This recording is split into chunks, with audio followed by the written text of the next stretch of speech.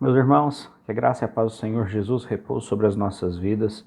Nós estamos aqui muito felizes em mais uma manhã para juntos estudarmos a palavra do Senhor. Nós daremos continuidade então aos nossos estudos acerca do ser de Deus. No domingo passado nós iniciamos o estudo dos atributos comunicáveis do Senhor e nessa manhã nós continuaremos esse estudo analisando mais dois atributos comunicáveis do Senhor, a saber, a sua bondade e a sua justiça. Antes de iniciarmos o nosso estudo, no entanto, eu quero convidar você para que você possa fechar os seus olhos, abaixar a sua cabeça. Nós oraremos ao Senhor nesse momento, pedindo a Ele que Ele fale aos nossos corações nessa manhã, através do estudo da sua palavra. Abaixe sua cabeça, feche seus olhos, vamos orar nesse momento. Pai Santo, nós agradecemos ao Senhor por tudo aquilo que o Senhor tem feito por nós. Nós te pedimos, Pai, que nesta manhã o Senhor mais uma vez abençoe as nossas vidas no estudo da Tua Palavra. Que o Senhor permaneça conosco e que o Senhor nos guarde em todos os nossos dias. Essa é a nossa oração, no nome de Jesus. Amém. Quero convidar você, então, para abrir comigo sua Bíblia, lá no livro de Lamentações de Jeremias, no capítulo de número 3. Nós leremos alguns versículos aqui que servirão então como ponto de partida para que nós possamos então estudar a bondade e a justiça do Senhor. Lamentações de Jeremias, capítulo de número 3. Nós leremos do versículo 22 ao versículo de número 25. E a palavra do Senhor nos diz assim: As misericórdias do Senhor são a causa de não sermos consumidos, porque as suas misericórdias não têm fim. Renovam-se cada manhã, grande é a tua fidelidade. A minha porção é o Senhor, diz a minha alma, portanto esperarei nele. Bom é o Senhor para os que esperam por ele, para a alma que o busca. Esse texto aqui deixa evidente então um dos atributos que nós estudaremos nessa manhã, que é a bondade do Senhor, que é demonstrada aqui não apenas no fato de que Jeremias reconhece que o Senhor é bom, mas também na afirmação de que o Senhor é misericordioso, pois as suas misericórdias são a causa de nós não sermos consumidos. Iniciando então o nosso estudo propriamente dito, quando nós pensamos em atributos comunicáveis do Senhor, nós já vimos na semana passada que essas são perfeições divinas ou aspectos, do seu ser, que o Senhor compartilha conosco. Isso quer dizer que esses atributos da divindade que nós estudaremos nessa manhã, bem como os que nós estudamos na semana passada, encontram análogos no ser humano.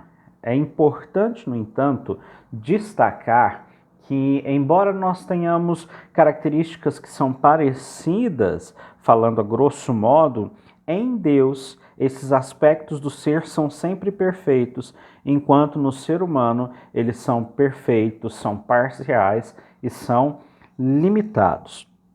Como eu disse no início da nossa aula, os atributos do Senhor que nós estudaremos nessa manhã são a sua bondade e a sua justiça.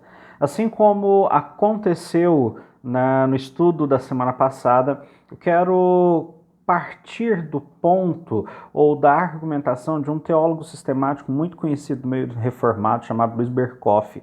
E ele trabalha, então, esses dois atributos de Deus e ele os organiza sob o tema ou sob o conceito de atributos morais de Deus. Então, a bondade e a justiça do Senhor são atributos comunicáveis e são atributos morais do Senhor. Luiz Berkoff afirma, então, que esses atributos morais são considerados como as perfeições divinas mais gloriosas.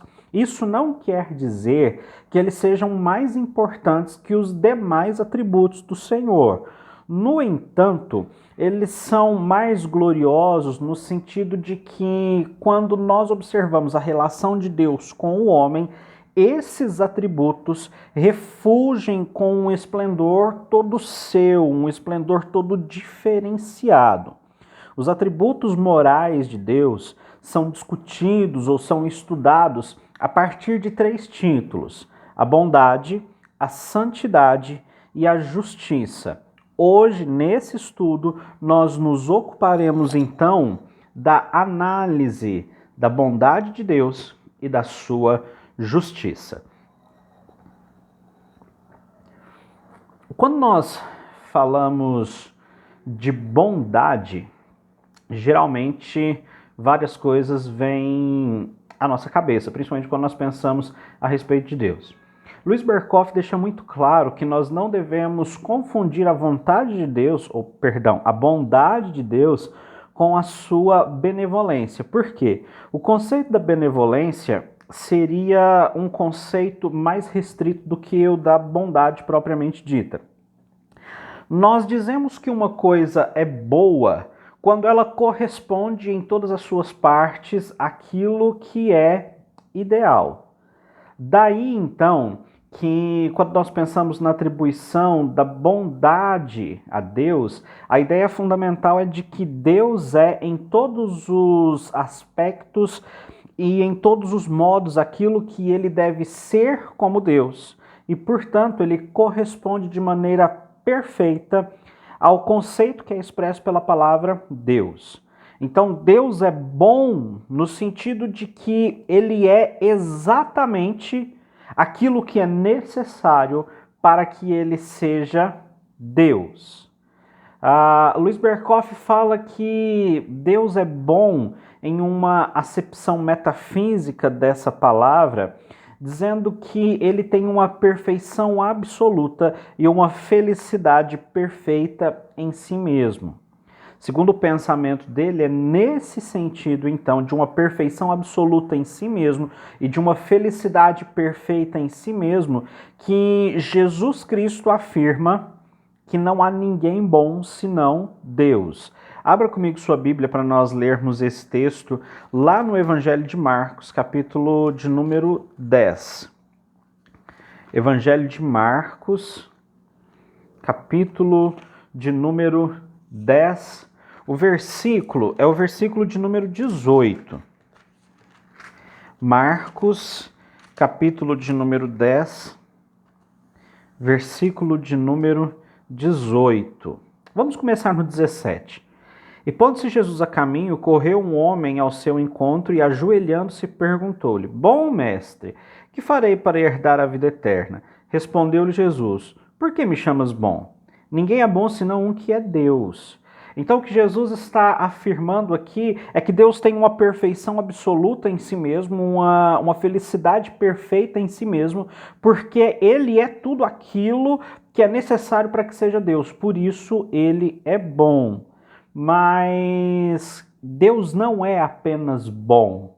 Ele é a fonte de todo bem. Ele é a fonte da qual procede tudo aquilo que é bom, tudo aquilo que é perfeito. Todas as coisas boas que existem, tudo aquilo que nós, como criaturas de Deus, podemos experimentar no presente, tudo aquilo de bom que nós esperamos no futuro, provém do Senhor. Ele é o manancial inexaurível de tudo aquilo que é bom. E não somente isso. Deus também é aquilo que nós conhecemos como o sumo bem para todas as criaturas. Nós podemos pensar na bondade de Deus em alguns aspectos que precisam ser destacados. Em primeiro lugar, nós temos a bondade de Deus manifesta para todas as suas criaturas de uma forma geral. Luiz Berkhoff afirma que essa bondade de Deus, que é demonstrada para as criaturas em geral, pode ser definida como a perfeição de Deus, que o leva a tratar de uma forma benévola e generosa todas as criaturas que existem. Isso aponta para o fato de que o Senhor tem uma afeição para com as suas criaturas. Um texto que deixa isso muito claro é o texto do Salmo 145. Abra comigo sua Bíblia. Salmo de número 145, nós vamos ler do verso 14 até o verso 17. Salmo 145, verso 14 a 17. Nos diz assim o salmista: O Senhor sustém os que vacilam e apruma todos os prostrados. Em ti esperam os olhos de todos, e tu a seu tempo lhe dás o alimento. Abres a mão e satisfazes de benevolência a todo vivente. Justo é o Senhor em todos os seus caminhos, benigno em todas as suas obras. Nós vemos aqui então a bondade de Deus manifesta para a toda a criação e não apenas pelo seu povo.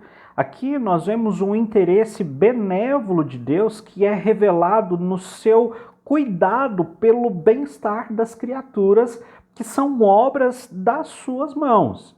Então o Senhor manifesta a sua vontade, a sua bondade para as criaturas em geral. E esse é o primeiro aspecto que nós vemos da bondade do Senhor. Mas há um segundo aspecto da sua bondade que diz respeito ao tratamento de Deus para com o homem, com a sua criatura que é racional.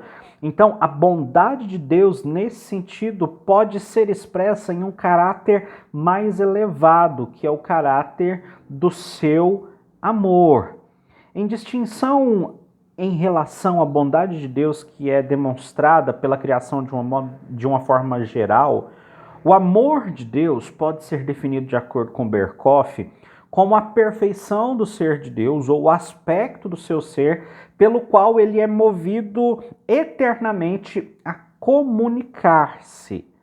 O amor de Deus é revelado então no fato de que, como nós temos visto nesses estudos, o Senhor deseja relacionar-se conosco e ele faz isso através do seu processo de revelação. Deus se revela a nós e ele se comunica com a sua criação. Ele, na demonstração do seu amor, nem mesmo retira completamente o amor do pecador que encontra-se no seu estado pecaminoso atual. O pecado é uma abominação para Deus, mas mesmo assim, ele se comunica com o pecador e demonstra o seu amor, porque ele o reconhece como um portador da sua imagem.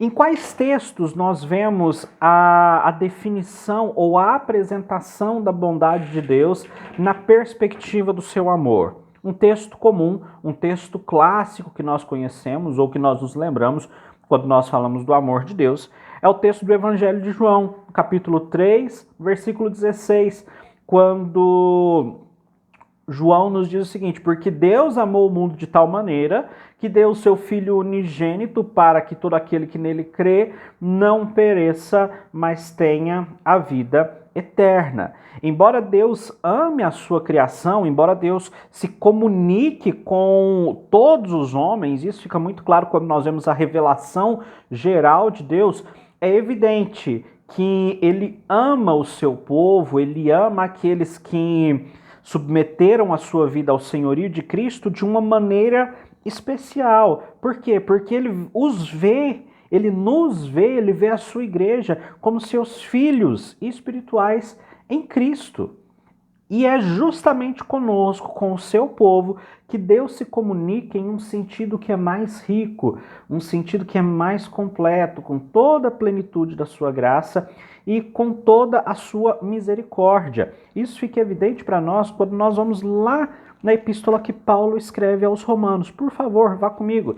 Epístola que Paulo escreve aos Romanos, o capítulo é o capítulo de número 5, no versículo de número 8. Epístola de Paulo aos Romanos, capítulo de número 5, versículo de número 8. Quando Paulo nos diz: ora, a esperança não confunde, porque o amor de Deus é derramado em nosso coração pelo Espírito Santo que nos foi outorgado. Ou seja, para o seu povo, Deus demonstra o seu amor de uma forma diferente. Aqui Paulo afirma que o amor de Deus foi derramado em nosso coração por meio do Espírito Santo. Até aqui então nós já vimos dois aspectos da bondade de Deus. A bondade de Deus demonstrada para com as suas criaturas em geral, o que demonstra a sua benevolência e o seu cuidado para com a criação. Nós vimos aqui a bondade de Deus em sua relação com o homem, quando nós vemos então uma demonstração do seu amor. E nós temos um terceiro aspecto da bondade de Deus, pelo que nós entendemos que ela se revela também na sua graça. Se eu perguntasse para você agora, como você poderia definir graça? O que você entende como graça? A definição mais usual de graça é a de favor imerecido. E Luiz Berkoff fala justamente isso.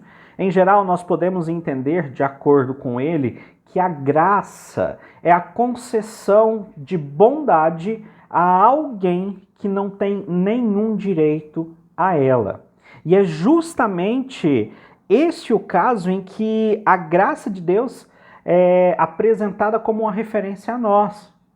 O amor de Deus ao ser humano, a bondade de Deus demonstrada ao ser humano é sempre uma bondade imerecida. Isso quer dizer, Deus demonstra amor, Deus demonstra bondade, mesmo que nós não mereçamos. E isso é uma expressão, ou é a expressão da sua graça. Quando nós pensamos na graça de Deus de uma forma bíblica, nós perceberemos então que os escritores que foram inspirados e escreveram então essa mensagem que nós temos hoje em mão, geralmente se referem à graça de Deus como a imerecida bondade ou o imerecido amor de Deus aos que perderam o direito a ela e que por natureza estão sob sentença de condenação. Nós já vimos que nós nos encontramos nesse estado, por quê? Por causa do pecado. Por causa do pecado ao que nós fomos relegados devido ao pecado de Adão, por causa das nossas próprias culpas. Isso quer dizer então que, como pecadores, nós perdemos o direito à bondade e ao amor de Deus. No entanto, embora nós mereçamos a sentença e a condenação, Deus, ainda assim, nos oferece a sua bondade. E isso é manifesto na sua graça. Alguns textos são importantes nesse sentido, e eu quero chamar a sua atenção para a epístola de Paulo aos Efésios. Abra comigo sua Bíblia. Efésios, capítulo de número 1. Efésios 1, a partir do versículo de número 6. Efésios 1, 6.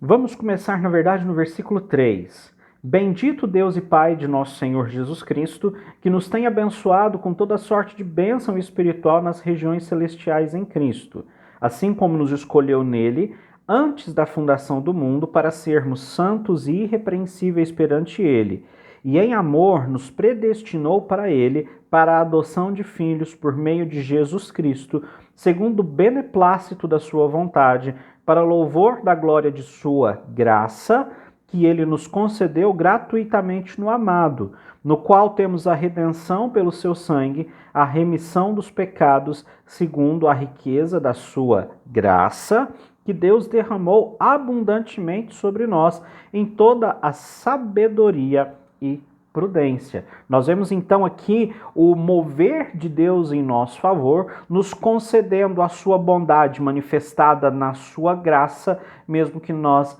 merecêssemos a punição. Embora geralmente nós falemos da graça em uma perspectiva salvadora, a graça de Deus se manifesta também em uma perspectiva mais ampla, como graça comum.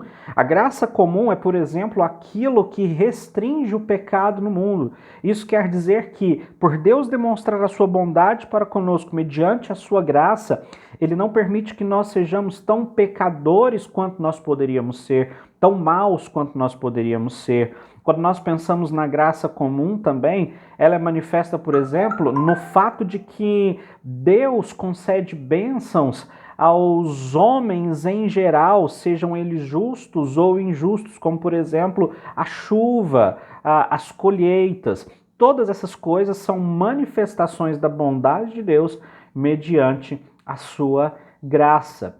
Mas há ainda um último aspecto da graça de Deus que eu gostaria de ressaltar com você, da bondade de Deus, que eu gostaria de ressaltar com você nessa manhã, que é a bondade de Deus expressa na sua misericórdia. misericórdia. A bondade de Deus expressa na sua misericórdia.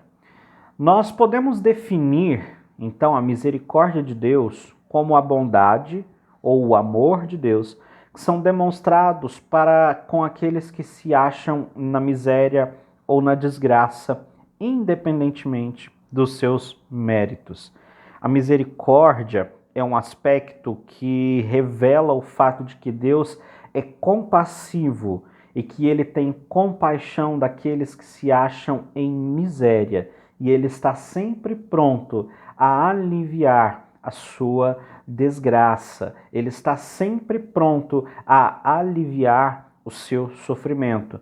A misericórdia de Deus, ela é generosa. A misericórdia de Deus, ela é duradoura, ela é eterna. O Antigo Testamento enfatiza isso. No Novo Testamento, nós vemos essa mesma ênfase na misericórdia de Deus e ela geralmente aparece associada à sua graça. Vá comigo na primeira epístola que Paulo escreve a Timóteo. Primeira epístola de Paulo a Timóteo. O capítulo é o capítulo de número 1. 1 Timóteo, capítulo de número 1.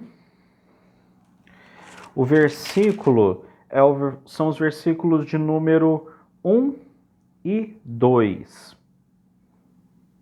Nos diz assim a palavra do Senhor: Paulo, apóstolo de Cristo Jesus, pelo mandato de Deus, nosso Salvador, e de Cristo Jesus, nossa esperança, a Timóteo, verdadeiro filho na fé, graça, misericórdia e paz da parte de Deus, Pai de nosso Senhor Jesus Cristo. Nós vemos então aqui Paulo afirmando que um dos aspectos do ser de Deus é a misericórdia. Ele roga a misericórdia de Deus para a vida de Timóteo, e nós entendemos então que a misericórdia é a perfeição do ser de Deus, o aspecto do ser de Deus, que revela o seu cuidado, a sua atenção para com aqueles que se acham na miséria, ou seja, o homem no seu estado natural. Então, até aqui, nós estudamos o atributo da bondade de Deus. Nós vemos que Deus, de fato, é bom, Ele é misericordioso, Ele é gracioso, Ele é amoroso, Ele é compassivo. Esses atributos, ou esse atributo da bondade de Deus, fica muito evidente quando nós olhamos o relacionamento de Deus para com o homem. Muito embora, em um aspecto mais geral, nós vejamos a bondade de Deus para com a sua criação, sustentando a sua criação. No entanto, a bondade do Senhor recebe um colorido todo diferente, todo especial, quando nós pensamos na relação do Senhor para conosco. Não fosse a bondade do Senhor expressas na sua graça e na sua misericórdia e no seu amor, nós estaríamos perdidos. Nós poderíamos afirmar que se não fosse a bondade do Senhor manifestas na sua graça, no seu amor, na sua misericórdia, nós poderíamos falar com Paulo que nós seríamos de fato os mais infelizes de todos os homens. Se nós fôssemos privados da bondade do Senhor, da sua misericórdia, nós estaríamos perdidos. O fato é que Deus é um Deus bondoso, Deus é um Deus amoroso, mas Deus é também ao mesmo tempo um Deus justo. E nós não podemos, sob nenhuma perspectiva, ignorar ou anular a justiça de Deus em detrimento da sua bondade. Isso nos leva, então, ao segundo ponto do nosso estudo nessa manhã, que é a ideia ou o atributo da justiça de Deus. A justiça do Senhor está diretamente ligada à sua santidade. Luiz Berkoff apresenta, então, uma pequena distinção na justiça de Deus, a partir da qual ele a vê em dois aspectos. Segundo Luiz Berkoff, nós temos, então, em primeiro lugar, uma justiça absoluta de Deus e, em segundo lugar, uma justiça relativa de Deus. A justiça absoluta de Deus diz respeito à sua retidão, que é intrínseca à sua natureza divina. Em virtude dessa retidão, Deus é infinitamente reto em si mesmo. Essa é a justiça absoluta de Deus. Berkhoff afirma ainda que existe uma justiça que é relativa. E essa justiça relativa é o aspecto do ser de Deus pelo qual ele se mantém, então, contra toda a violação da sua santidade e mostra em tudo e por tudo que ele é santo. E é justamente nesse aspecto da justiça relativa de Deus que nós centraremos o nosso estudo nessa ocasião. E aí, pensando nessa justiça de Deus, nós podemos então pensar em distinções que são aplicadas à justiça do Senhor. Em primeiro lugar, existe uma justiça que é chamada de justiça rectoral de Deus. Essa justiça, como o próprio termo utilizado para defini-la demonstra, é a retidão que Deus manifesta como o governador que exerce o domínio tanto sobre o bem como sobre o mal. Em virtude dessa perfeição, em virtude da sua justiça rectoral, a sua justiça como governante, Deus instituiu um governo moral no mundo e impôs ao homem uma lei que é justa, e essa lei possui promessas de recompensa para aquele que é obediente e ameaças de punição ao transgressor. Nós podemos ver o princípio disso lá no livro de Gênesis. Volte comigo. Livro do Gênesis, capítulo de número 2. Livro de Gênesis, capítulo de número 2. Versículos 15, 16 e 17. Tomou, pois, o Senhor Deus ao homem e o colocou no jardim do Éden para cultivar e o guardar. E o Senhor Deus lhe deu esta ordem: de toda árvore do jardim comerás livremente, mas da árvore do conhecimento do bem e do mal não comerás, porque no dia que dela comeres, certamente morrerás. Nós vemos aqui então a justiça de Deus demonstrada no sentido de que ele promete a bênção da vida para o homem, caso ele se mantenha obediente, mas nós vemos aqui também a ameaça da punição, caso ele desobedeça. De uma maneira muito estreita, relacionado com essa justiça rectoral de Deus, está o que nós podemos chamar de justiça distributiva. Esse termo, justiça distributiva, designa a retidão de Deus na execução da lei, e ela se relaciona com a distribuição justamente das recompensas e das punições. Aqui, quando nós pensamos nessa justiça distributiva de Deus, nós podemos chegar a dois enunciados. O primeiro é o enunciado da justiça remunerativa, que é a distribuição das recompensas do Senhor dadas a homens e anjos. Nós podemos pegar, por exemplo, o texto de Hebreus 11, 26. Abra comigo sua Bíblia lá. Hebreus 11, 26.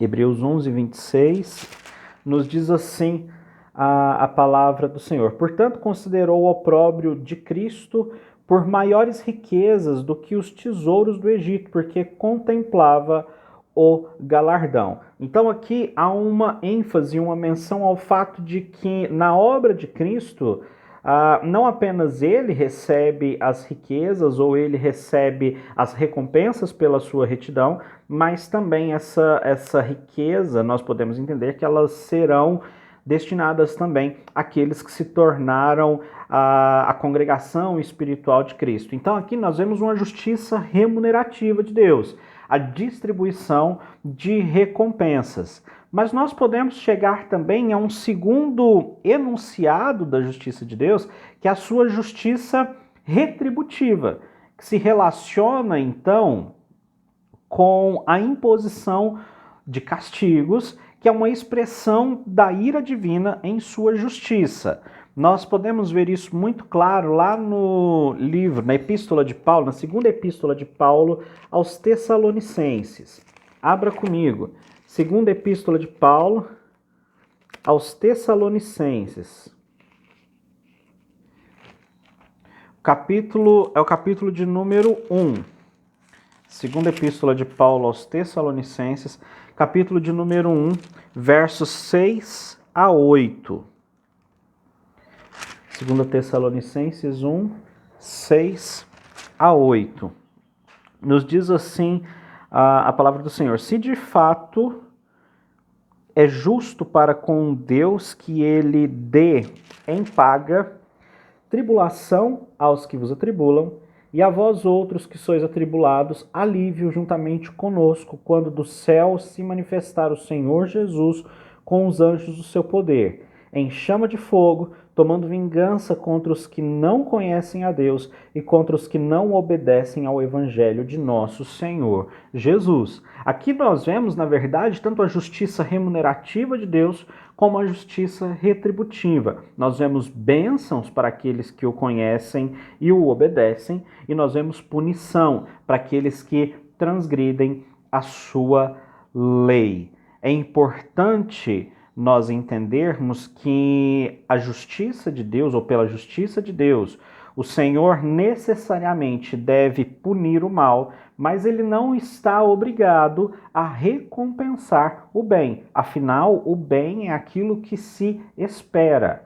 O propósito primordial, quando nós pensamos na justiça de Deus, na punição do pecado, é a manutenção do direito e da justiça. É evidente que essa punição pelo pecado, a manifestação da justiça de Deus em ira, retribuindo o homem o mal que ele causou, pode incidentalmente servir para reformar o pecador e servir como uma advertência para que outros não pequem. Mas isso secundariamente, porque a justiça de Deus é manifesta como punição do pecado para a manutenção do direito e da justiça. Nós concluímos então, nessa manhã, que de fato o Senhor é bom e o Senhor é justo. Ele manifesta para com o ser humano tanto a sua bondade como a sua justiça. Diante disso, o que nós devemos fazer? Em primeiro lugar, nós devemos buscar contemplar a bondade de Deus na criação e louvá-lo por isso. Nós devemos também ter um coração grato ao Senhor, porque Ele manifesta de maneira especial a sua bondade com nós, demonstrando a sua graça e o seu amor, nos garantindo a salvação. E em terceiro e último lugar, nós devemos buscar uma vida de retidão e justiça, abandonando o pecado e vivendo de uma forma que agrade ao Senhor, porque Ele é justo e Ele nos tomará conta de tudo aquilo que nós fizermos. Abaixe sua cabeça e feche seus olhos. Pai, nós agradecemos pelo estudo dessa manhã, pedimos que Ele traga crescimento para as nossas vidas e que o Senhor aplique essa palavra aos nossos corações. Essa é a nossa oração em nome de Jesus. Amém. Meus irmãos, nós ficamos por aqui. Nos encontramos novamente no próximo domingo para um novo estudo na nossa escola dominical. Um grande abraço, boa semana e Deus abençoe a sua vida.